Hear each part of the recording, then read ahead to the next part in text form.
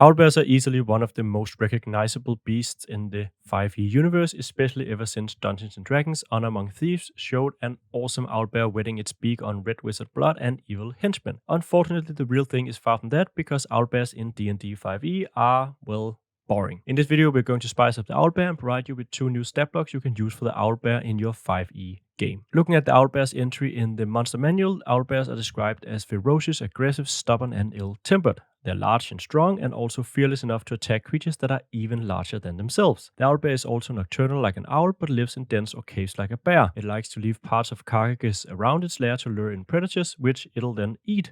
Pretty savage. Owlbears are more intelligent than most animals, but difficult but not impossible to tame, and some cultures, including elves, hobgoblins, and giants, may use them as guardians, war beasts, and even pets. Finally, it's not quite clear where the owlbear originates from, with some believing that a wizard created them like a lab experiment, while elves and fae claim that owlbears have existed for millennia and may be native to the Feywild. Though it has a fierce reputation, there really isn't anything fierce about the owlbear's stat block. Like most other beasts in 5e, the owlbear is basically just a bag of hit points with a beak and claws. The only feature it has is keen sight and smell, which is, well, barely a feature.